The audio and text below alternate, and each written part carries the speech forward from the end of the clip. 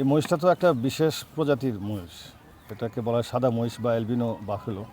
যেহেতু একটা বিশেষ জাতের, এ কারণে জাত সংরক্ষণের উদ্দেশ্যে আমাদের মাননীয় প্রতিমন্ত্রী মহোদয়ের নির্দেশে এটা নারায়ণগঞ্জের এক খামার থেকে নিয়ে আসা হয় এখানে। কোথা বা কোথা থেকে নিয়ে আসা হয় খুব ডিটেলস বলতে পারবো না, তবে আমাদেরকে বলা হয়েছে যে জাতটা সংরক্ষণ করতে হবে। এই বিশেষ জাতের পরবর্তীতে বৈশিষ্ট্য কী, কী পরিমাণ এটার গ্রোথ হয়, ওজন হয়, এটার উপর একটা গবেষণার প্রয়োজন আছে বলে আমরা মনে করতেছি। আচ্ছা, অ্যালবিনো জাতের এই মহিষটি কোন দেশে মানে অ্যাভেলেবল বলতে কি, যে এটা তো ওয়াটার বাফেলো, এশিয়ান ব্রিড। তো এরকম 10 মিলিয়ন মানে পপুলেশনে এরকম একটা হতেই পারে। এটা শুধু মহিষের ক্ষেত্রে না, মানুষের ক্ষেত্রেও দেখবেন যে আপনারা যে এরকম হয়, অ্যালবিনো বেবি হয়, যেটাকে আমরা বলি ধবল ধবল শিশু বা এ জাতীয়।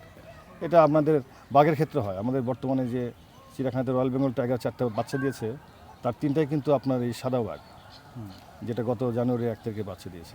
সুতরাং এটা প্রত্যেকটা প্রজাতিতেই এরকম একটা ধরেন এরকম বিরল জাত তৈরি হতে পারে। আচ্ছা, এটাকে মিউটেশন বলা হয়, এভলভ বলা হয়। আচ্ছা, প্রচুর মানুষের আকর্ষণ, সবাই তো নতুন কিছু দেখতে চায়।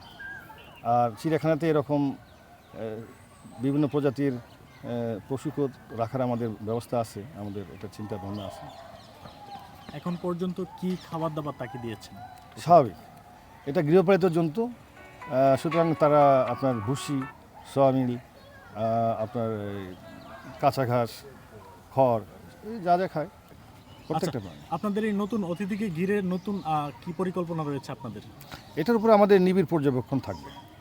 এই অ্যালবিনো জাতটা কীভাবে আসলো, এটার খাওয়া, এটার থাকা, এটার বেড়ে ওঠা, এটা কেমন হতে পারে, এটার উপরে একটা নিবিড় আমাদের পর্যবেক্ষণ থাকবে।